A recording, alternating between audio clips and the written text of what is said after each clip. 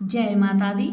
नमस्कार दोस्तों, स्वागत है आप सभी का हमारे YouTube चैनल लक्ष्मी शर्मा की कहानियां पर। जय श्री कृष्ण, राधे राधे। प्यारे भक्तजनों, आज की वीडियो में आप सभी श्रवण करेंगे जेठ महीने की कृष्णा पक्ष की अपरा एकादशी की व्रत कथा। और इसके साथ ही आप जानेंगे अपरा एकादशी व्रत से जुड़ी कुछ महत्वपूर्ण जानकारियाँ। ज्येष्ठ कृष्ण एकादशी यानी अपरा एकादशी की महिमा भगवान श्री कृष्ण ने युधिष्ठिर को बताई थी।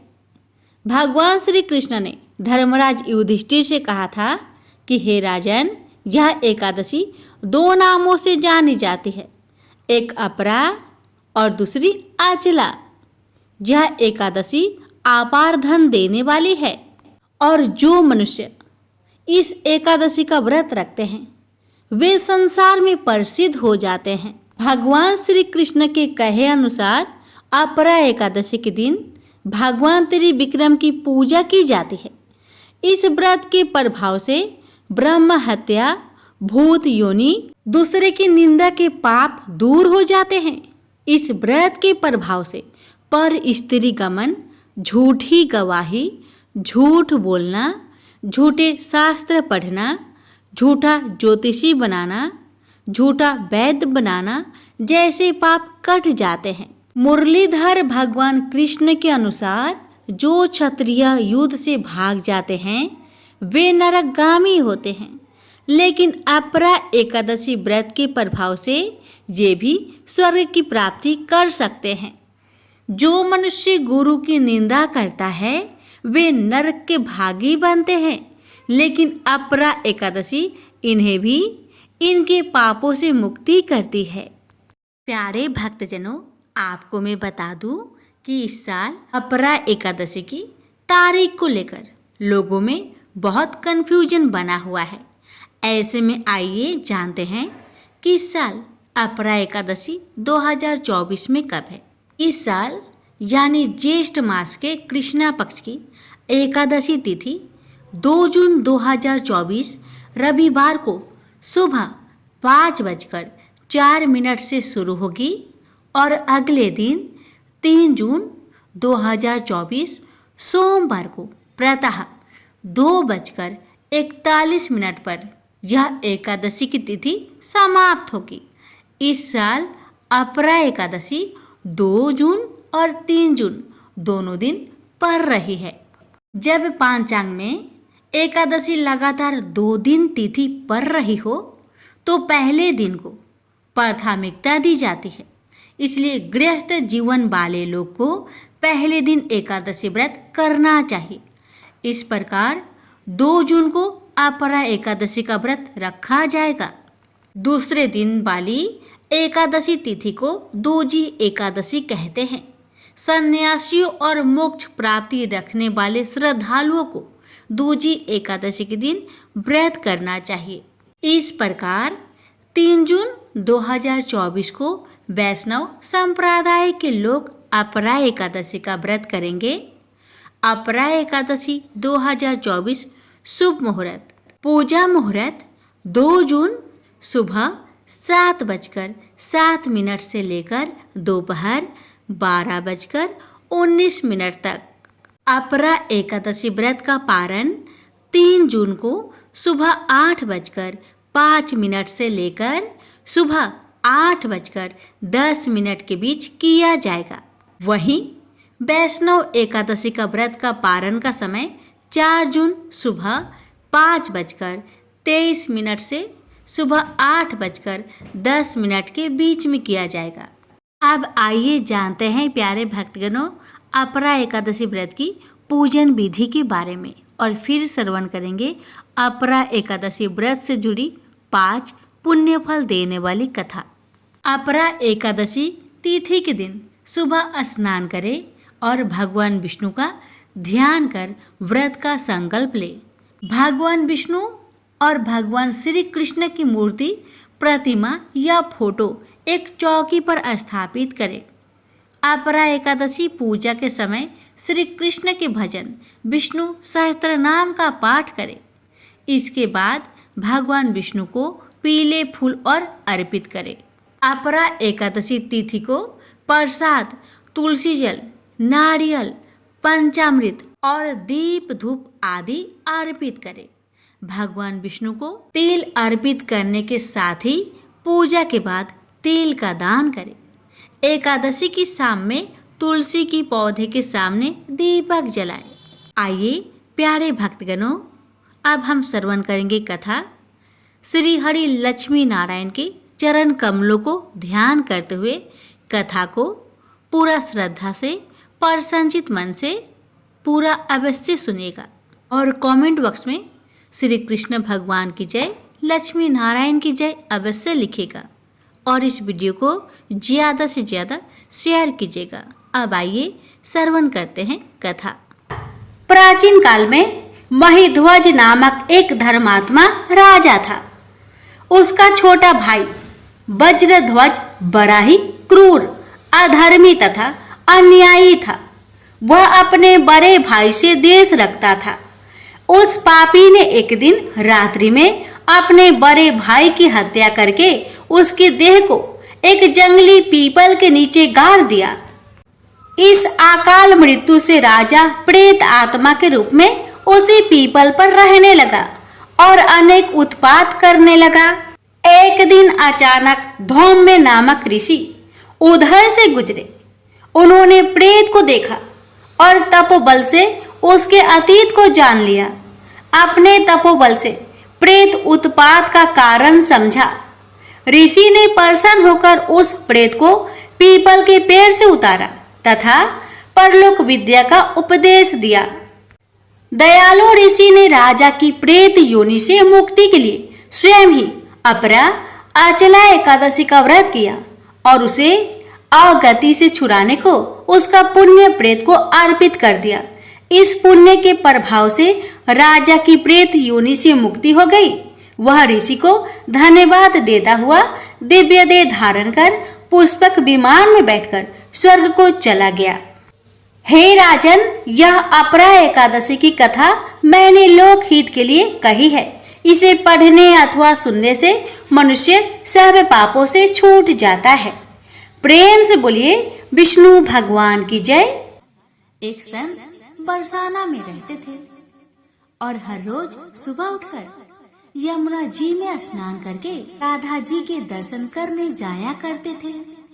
यह नियम हर रोज का था। जब तक राधा रानी के दर्शन नहीं कर लेते थे तब तक जल भी ग्रहण नहीं करते थे। दर्शन करते करते तकरीबन उनकी उम्र 80 वर्ष की हो गई। आज सुबह उठकर रोज की तरह उठे और यमुना जी में स्नान किया और राधा रानी के दर्शन को चले गए।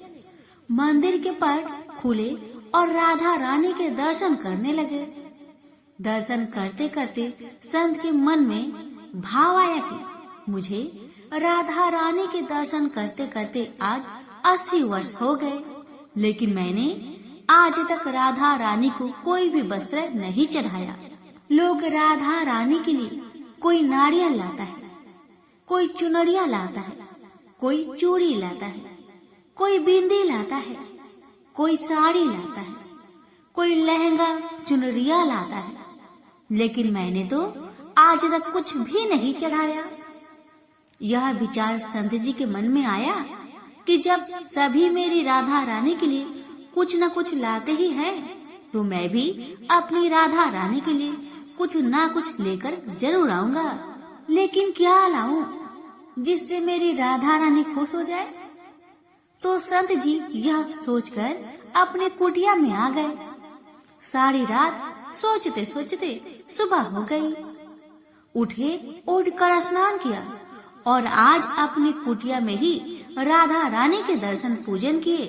दर्शन के बाद मार्केट में जाकर सबसे सुंदर वाला लहंगा चुनरिया का कपड़ा लाए और अपनी कुटिया में आकर अपने ही हाथों से लहंगा चुनरिया को सीला और सुंदर से सुंदर उस लहंगा चुनरिया में गोटा लगाए।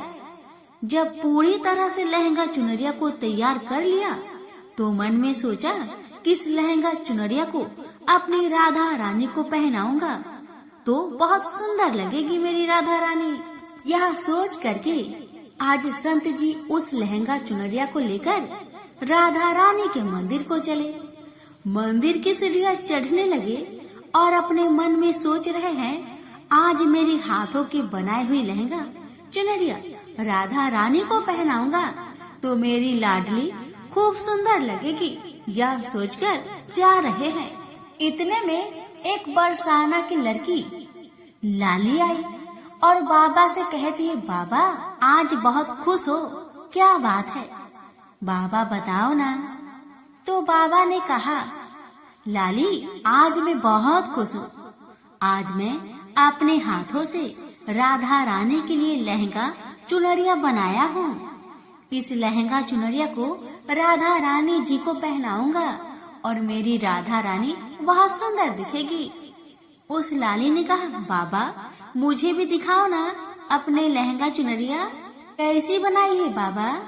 लहंगा चुनरिया को देखकर वह लड़की बोली, अरे बाबा राधा रानी के पास तो बहुत सारे पोशाक है, ये पोशाक मुझे दे दो ना बाबा। तो महात्मा बोले कि बेटी तुमको मैं दूसरी बाजार से दिलवा दूंगा, ये तो मैं अपने हाथ से बनाकर राधा रानी के लिए लेकर आया हूँ। अब मैं जा रहा हूँ, तुमको और कोई दूसरा दिलवा दूंगा। लेकिन उस छोटी सी बालिका ने उस महात्मा का दुपट्टा पकड़ लिया, बाबा ये मुझे दे दो। पर संत भी जिद करने लगे कि दूसरी दिलवाऊंगा, ये नहीं दूंगा। लेकिन वो बच्ची भी इतनी तेज थी कि संत के हाथ से छुरा लहंगा चुनरिया को छीनकर भाग गई।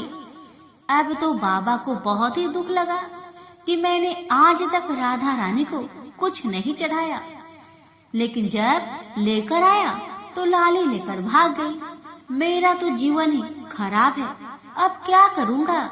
यह सोचकर संत उसी सीढ़ियों में बैठे और रोने लगे। इतने में कुछ संत वहाँ आए और पूछा, क्या बात है बाबा, आप क्यों रो रहे हैं। तो बाबा ने उन संतों को पूरी बात बताई। संतों ने बाबा को समझाया और कहा कि आप दुखी मत हो, कल दूसरी लहंगा चुनरिया बना के राधा रानी को पहना देना। चलो राधा रानी के दर्शन कर लेते हैं। इस प्रकार संतों ने बाबा को समझाया और राधा रानी के दर्शन को लेकर चले गए। रोना तो बंद हुआ, लेकिन मन खराब था क्योंकि कामना पूरी नहीं हुई ना। तो अनमने से मन से राधा रानी का दर्शन करने संत जा रहे थे और मन में ये ही सोच रहे हैं कि मुझे लगता है कि किशोरी जी की इच्छा नहीं थी, शायद राधा रानी मेरे हाथों से बनी पोशाक पहनना ही नहीं चाहती थी। ऐसा सोचकर बड़े दुखी होकर जा रहे हैं। मंदिर आकर राधा रानी की पट खुलने का इंतजार करने लगे। थोड़े ही देर बाद मंदिर के पट खुले तो संतों ने कहा, बाबा देखो तो आज हमारी राधा रानी बहुत ही सुंदर लग रही है। संतों की बात सुनकर के जैसे ही बाबा ने अपना सिर उठाकर देखा तो जो लहंगा चुनरिया बाबा ने अपने हाथों से बनाकर लाए थे वही आज राधा रानी ने पहना था। बाबा बहुत ही खुश हो गए और राधा रानी से कहा, हे राधा रानी, आपको इतना भी सब्र नहीं रहा, आप मेरे हाथों से मंदिर के सीढ़ियों से ही लेकर भाग गई। ऐसा क्यों? सर्वेश्वरी श्री राधा रानी ने कहा कि बाबा आपके भाव को देखकर मुझसे रहा नहीं गया, और ये केवल पोशाक नहीं है, इसमें आपका प्रेम है। इसलिए तो मैं खुद ही आकर आपके पास लहंगा चुनरिया छीन कर भाग गई थी। इतना सुनकर के बाबा भाव विभोर हो गए और बाबा ने उसी समय किशोरी जी का धन्यवाद किया। तो प्रेम से बोलिए राधा रानी की जय, श्री कृष्ण भगवान की जय। हे राधा रानी, जैसे आपने संत बाबा पर अपनी कृपा बरसाई, वैसे ही आपकी कथा कहने वाले, सुनने वाले, हुक्कारे भरने वाले सभी पर अपनी कृपा सदा बनाए रखना। प्रेम से बोलिए राधा रानी की जय, श्री कृष्ण भगवान की जय। आप श्रवण करेंगे सभी मनोकामना को पूर्ण करने वाली विष्णु भगवान की कथा। कथा को अधूरा न छोड़े, पूरा अवश्य सुनिएगा। प्राचीन समय की बात है, एक बार नारद जी अपने प्रभु श्री हरि विष्णु को बैकुंठ धाम में मिलने के लिए जा रहे थे। तब मार्ग में उन्होंने जाते जाते एक नीम का वृक्ष देखा, जिसकी छाव में बैठकर एक महात्मा जी ध्यान में लीन थे। नारद जी के मन में विचार आया कि ये मेरे प्रभु के भक्त हैं, मैं तो जा ही रहा हूँ, क्यों ना इनसे भी पूछ लूं कि क्या ये कोई अपना संदेश भगवान तक पहुँचाना चाहते हैं। ऐसा सोच विचार कर नारद जी ने महात्मा को प्रणाम किया और कहा कि हे महात्मा, मैं सृष्टि के पालन करता प्रभु के पास जा रहा हूँ। अगर आप उन तक कोई बात पहुँचाना चाहते हैं तो मुझे बता दीजिए, मैं उन्हें बता दूंगा। तब महात्मा जी ने कहा, आपकी मुझ पर बड़ी कृपा होगी अगर आप मेरे एक प्रश्न का उत्तर ले आएंगे। तो नारद जी ने कहा कि कहिए, आपका क्या प्रश्न है। तो महात्मा जी ने कहा कि मैं भगवान के दर्शन के लिए यहाँ ध्यान व तप कर रहा हूँ। आप बस पूछ आइएगा कि मेरी तरफ से कि मुझे उनके दर्शन कब होंगे। नारद जी ने कहा ठीक है, और वहाँ से चले गए। श्री हरि के पास पहुंचकर उन्हें प्रणाम किया। उनकी पूजा अर्चना करने के बाद कुछ देर उन्हें बताने लगे कि आज आपके पास आते आते मार्ग में एक महात्मा मिले, जो विशाल नीम के वृक्ष के नीचे बैठकर आपका तप कर रहे थे। उनका एक प्रश्न लेकर आया हूँ। दरअसल उन्होंने पूछा है कि आखिर आप उन्हें दर्शन कब देंगे। भगवान ने बोला, दूंगा। नारद जी कहने लगे, परंतु कब देंगे, वो ये जानना चाहते हैं। तो भगवान ने नारद जी को उत्तर दिया कि उन्हें कहिएगा कि जिस नीम के वृक्ष के नीचे वो बैठे हैं, उस पेड़ में जितने नीम के पत्ते हैं, उतने साल बाद मैं उन्हें दर्शन दूंगा। नारद जी यह उत्तर सुनकर आश्चर्य में पड़ गए। उन्हें बुरा लगा, परंतु अब वो अपने भगवान से कुछ कहते भी कैसे। हजारों करोड़ों पत्तों वाले उस नीम के वृक्ष का विचार करके नारद जी सोचने लगे कि अपने भक्त के साथ प्रभु का ऐसा विनोद। इन्हीं सारी बातों का विचार करते हुए वो प्रभु को प्रणाम किए और वहाँ से लौट गए। वापस आते समय उन्हें वो महात्मा बैठे मिले। जैसे ही महात्मा ने नारद जी को देखा तो उन्होंने उत्सुकता बस पूछा कि आपने प्रभु से मेरा प्रश्न पूछा। नारद जी ने कहा, हे महात्मा, आप उसका उत्तर न ही सुने तो बेहतर होगा, क्योंकि उत्तर बहुत दुखदाई है। परंतु महात्मा जी बहुत जिद करने लगे कि बताइए भगवान ने क्या कहा। तो विवशता बस नारद जी ने कहा कि दुखी मत होना, परंतु प्रभु ने कहा है कि इस नीम वृक्ष में जितने पत्ते हैं, उतने वर्ष बाद वो आपको दर्शन देंगे। ये सुनते ही महात्मा जी खुशी से नाचने लगे और जिसे देखकर नारद जी हैरान हो गए। उन्होंने महात्मा से कहा, कहीं आप पागल तो नहीं हो गए। तो महात्मा ने कहा, नहीं, मैं पागल नहीं हो गया, मैं तो आनंदमय हो गया हूँ।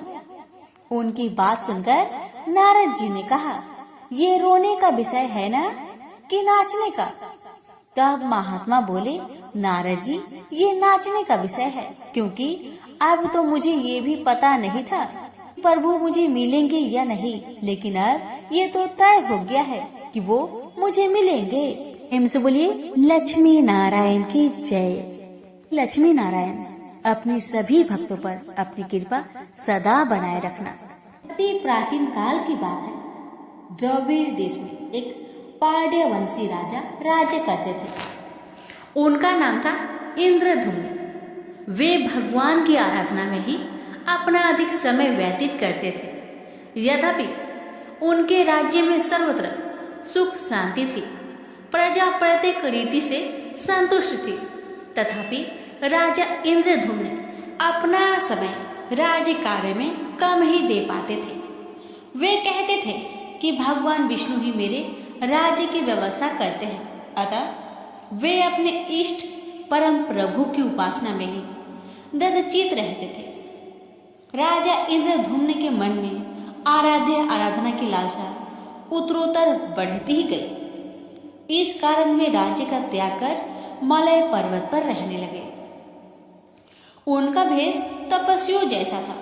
सिर के बाल बढ़कर जटा के रूप में हो गए थे। वे निरंतर परम ब्रह्मा परमात्मा की आराधना में तल्लीन रहते थे। उनके मन और प्राण भी श्री हरि के चरण कमलों में मधुकर बने रहते। इसके अतिरिक्त उन्हें जगत की कोई वस्तु नहीं सुहाती। उन्हें राज्य, कोष, प्रजा तथा पत्नी आदि किसी प्राणी या पदार्थ की स्मृति ही नहीं होती थी। एक बार की बात है, राजा इंद्रधुम्न प्रतिदिन की भांति स्नान आदि से निवृत्त होकर सर्वसमर्थ प्रभु की उपासना में तल्लीन थे। उन्हें ब्रह्मा जगत का तनिक भी ध्यान नहीं था। संयोग बस उसी समय महर्षि अगस्त्य अपने समस्त शिष्यों के साथ वहां पहुंच गए, लेकिन न पाद्य न अर्घ्य और न स्वागत मौन व्रती राजा इंद्रधुम्न परम प्रभु के ध्यान में निमग्न थे। इससे महर्षि अगस्त्य कुपित हो गए। उन्होंने इंद्रधुम्न को श्राप दिया, इस राजा ने गुरुजनों से शिक्षा नहीं ग्रहण की है और अभिमान बस परोपकार से निवृत्त होकर मनमानी कर रहा है। ब्राह्मणों का अपमान करने वाला यह राजा हाथी के समान जड़ बुद्धि है, इसलिए इसे घोर अज्ञानमय हाथी की योनि प्राप्त हो। महर्षि अगस्त्य भगवत दंभ इंद्रधुम्न को यह श्राप देकर चले गए। राजा इंद्रधुम्न ने इसे श्री भगवान का मंगलमय विधान समझकर प्रभु के चरणों में सिर रख दिया। क्षीरविद में 10 सहस्त्र योजन लंबा, चौड़ा और ऊंचा त्रिकूट नामक एक पर्वत था। वहां पर वैद्य अत्यंत सुंदर एवं श्रेष्ठ था। उस पर्वतराज त्रिकूट की तराई में ऋतुमान नामक भगवान वरुण का कीड़ा कानन था। उसके चारों ओर दिव्य वृक्ष सुशोभित थे। वे वृक्ष सदा पुष्पों और फूलों से लदे रहते थे। उसी कीड़ा कानन ऋतुमान के समीप पर्वत श्रेष्ठ त्रिकूट के गहन मन में हथिनियों के साथ एक अत्यंत शक्तिशाली और अमित पराक्रमी गजेंद्र रहता था। एक बार की बात है, गजेंद्र अपने साथियों सहित तृष्णाधिक्य से व्याकुल हो गया। वह कमल की गंध से सुगंधित वायु को सुनकर चिताक्षर विशाल सरोवर के तट पर जा पहुंचा। गजेंद्र ने उस सरोवर के निर्मल, शीतल और मीठे जल में प्रवेश किया। पहले तो उसने जल पीकर अपनी तृष्णा बुझाई, फिर जल में स्नान कर अपना श्रम दूर किया। तत्पश्चात उसने जल क्रीड़ा आरंभ कर दी। वह अपनी सूर में जल भरकर उसकी फुहारे से हाथनियों को स्नान कराने लगा। तभी अचानक गजेंद्र ने सूर उठाकर चित्कार की। पता नहीं किधर से एक मगर ने आकर उसका पैर पकड़ लिया था। गजेंद्र ने अपना पैर छुड़ाने के लिए पूरी शक्ति लगाई, परंतु उसका बस नहीं चला। पैर नहीं छूटा।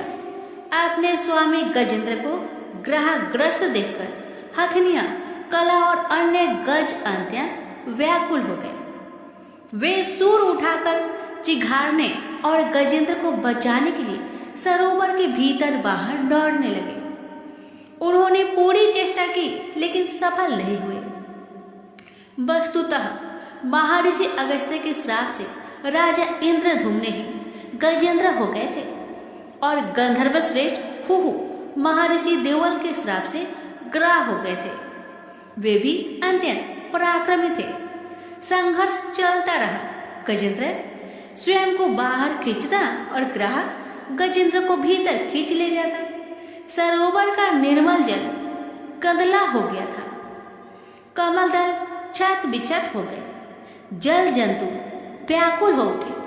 गजेंद्र और ग्राह का संघर्ष 1 सहस्त्र वर्ष तक चलता रहा। दोनों जीवित रहे।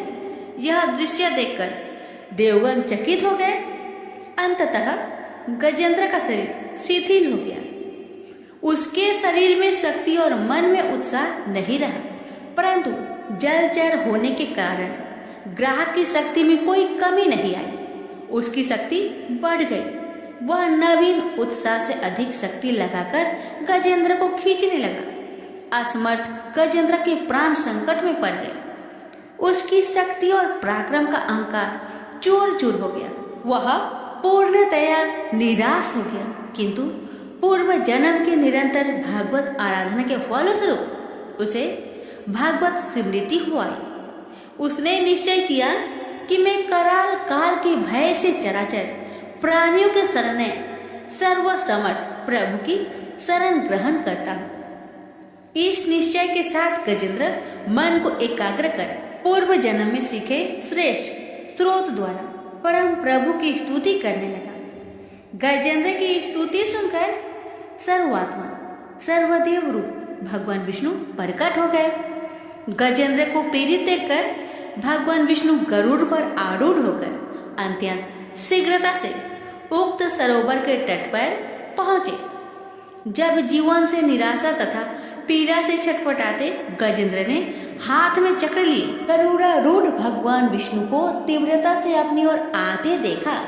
उसने कमल का एक सुंदर पुष्प अपनी सूर में लेकर ऊपर उठाया और बड़े कष्ट से उसने कहा, नारायण जगत गुरु भगवान, आपको नमस्कार है।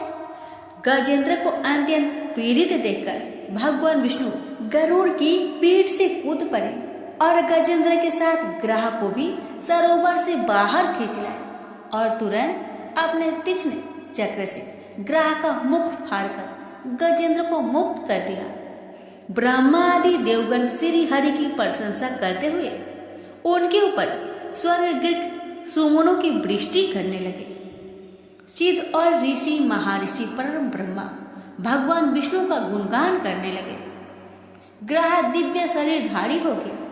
उसने विष्णु के चरणों में सिर रखकर प्रणाम किया और भगवान विष्णु के गुणों की प्रशंसा करने लगा। भगवान विष्णु के मंगलमय वरद हस्त के स्पर्श से पाप मुक्त होकर अभिशप्त हुहु गंधर्व ने प्रभु की परिक्रमा की और उनके त्रिलोक्य बंदित चरण कमलों में प्रणाम कर अपने लोक को चला गया। भगवान विष्णु ने गजेंद्र का उद्धार कर उसे अपना पार्षद बना लिया। गंधर्व सिद्ध और देवगण उनकी लीला का गान करने लगे। गजेंद्र की स्तुति से प्रसन्न होकर भगवान विष्णु ने सबके समक्ष कहा, प्यारे गजेंद्र, जो लोग ब्रह्म मुहूर्त में उठकर तुम्हारी की हुई स्तुति से मेरा स्तवन करेंगे, उन्हें मैं मृत्यु के समय निर्मल बुद्धि का दान करूंगा। यह कहकर भगवान विष्णु ने पार्षद रूप में गजेंद्र को साथ लिया और गरुड़ारूढ़ होकर अपने दिव्य धाम को चले गए। तो प्रेम से बोलिए लक्ष्मी नारायण की जय। अर्जुन ने पूछा, हे केशव, मैं संन्यास एवं त्याग के तत्व पृथक पृथक जानने की इच्छा करता हूँ।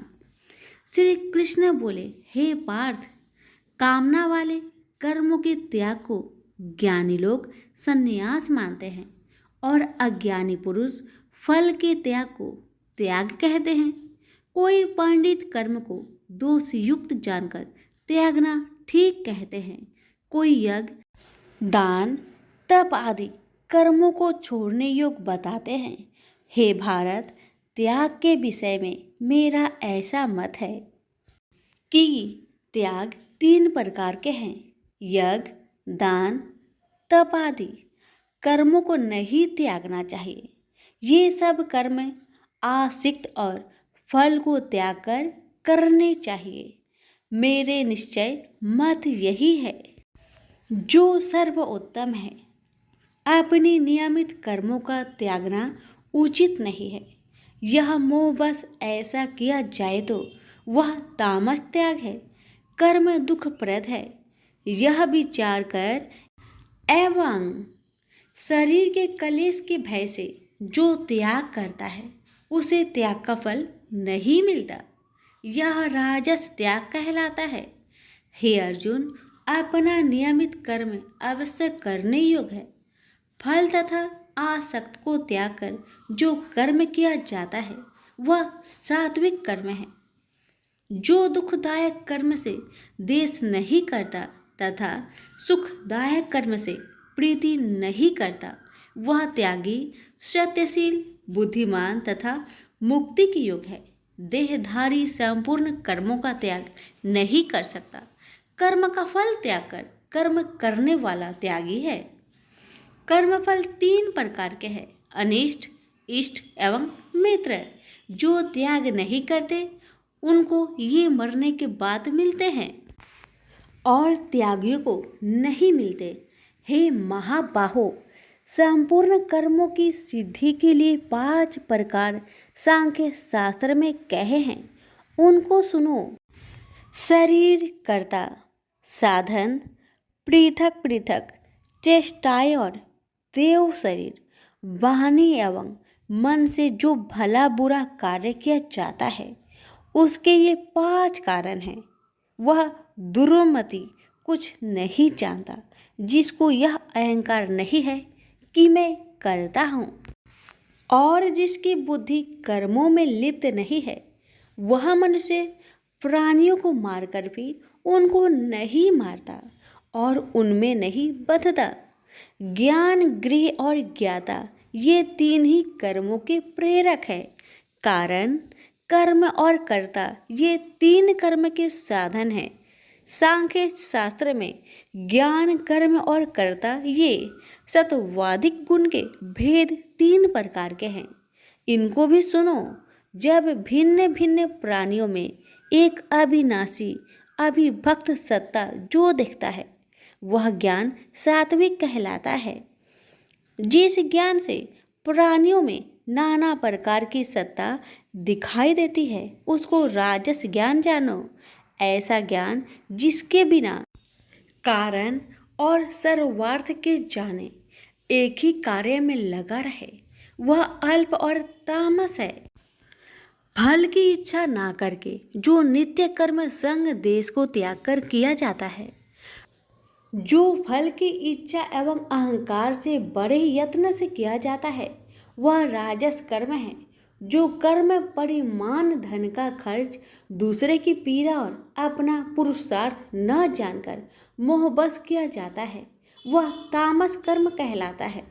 संग से रहित अहंकार, धैर्य और उत्साह युक्त सिद्ध व असिद्धि में समान रहता है वह सात्विक कर्म कहलाता है। गुण की तरह बुद्धि और धर्म के इनके भी 3 भेद है, सुनो। जो बुद्धि प्रवृत्ति, निवृत्ति, कर्तव्य, अकर्तव्य, भय, अभय और बंधन मोक्ष को जानता है वह सात्विकी है। हे पार्थ, जिससे धर्म अधर्म और कर्तव्य अकर्तव्य का ठीक निश्चय नहीं होता वह राजसी है। जिस अज्ञान से ढकी बुद्धि करके मनुष्य अधर्म को धर्म मानता है वह तामसी है। जो कथा प्रसंग से फल की इच्छा करता है, जो धर्म अर्थ काम को धारण करता है वह राजसी वृत्ति है। जो मूर्ख, निंद्रा, भय, शोक, विषाद एवं मद को नहीं त्यागता वह तामसी वृत्ति है। अब 3 प्रकार के सुखों को सुनो। जिसका योगाभ्यास में चित रहता है उसके दुख का अंत हो जाता है। सुख सात्विक है, आरंभ में विष के समान और अंत में अमृत के तुल्य होता है।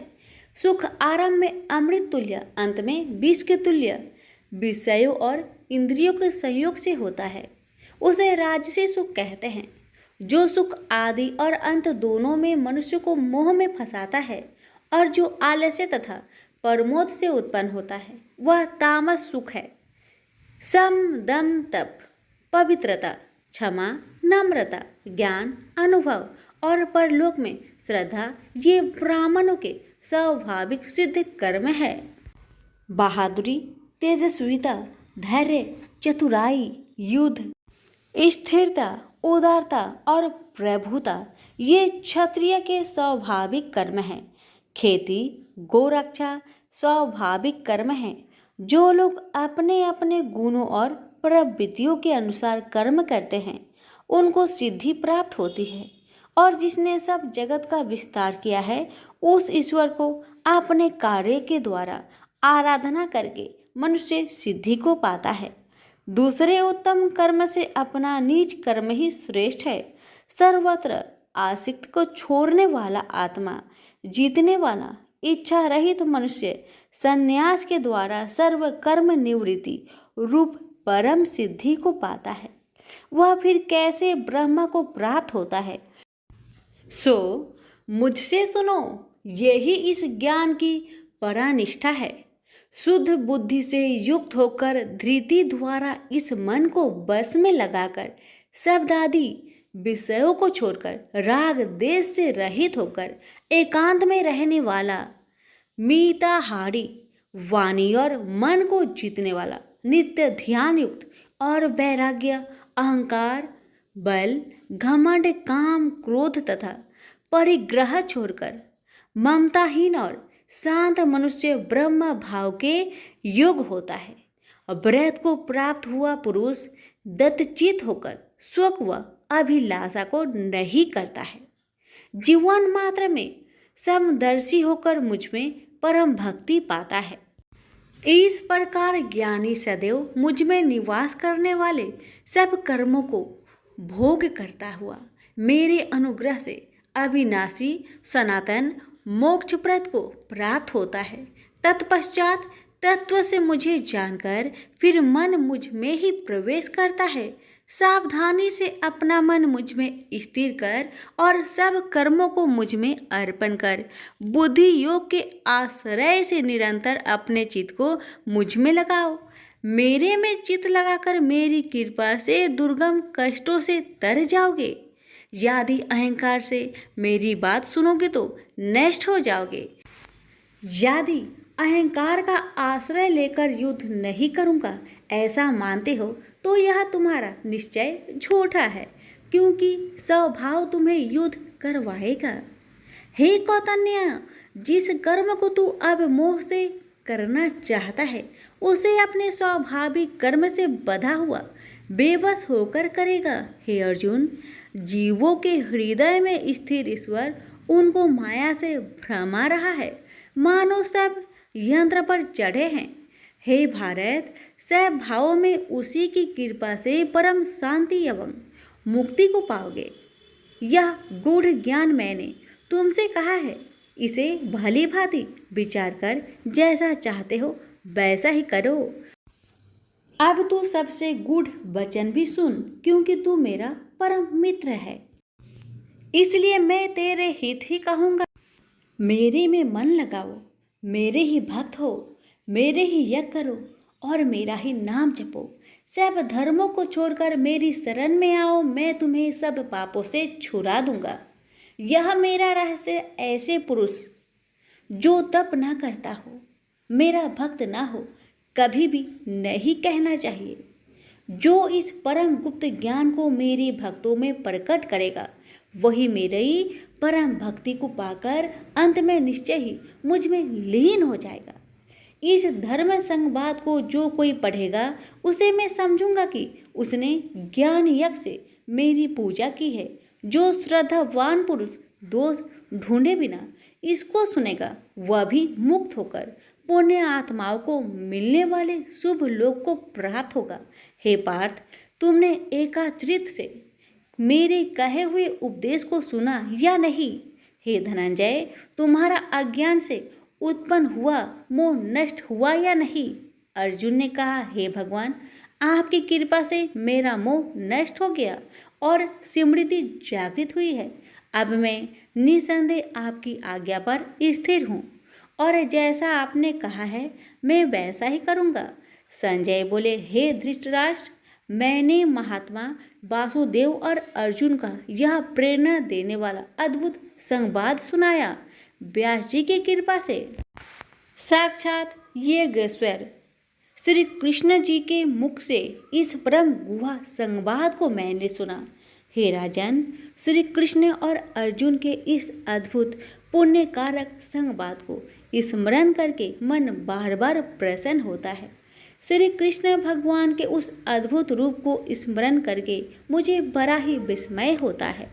हे राजन, मैं बारंबार प्रसन्न होता हूँ। मेरी ऐसा धारणा है कि जहाँ योगेश्वर भगवान श्री कृष्ण हैं और जहाँ पार्थ जैसा धनुर्धर है, वही राजलक्ष्मी, विजय, ऐश्वर्य और अटल नीति है। सभी प्रेम से बोलिए श्री कृष्ण भगवान की जय हो।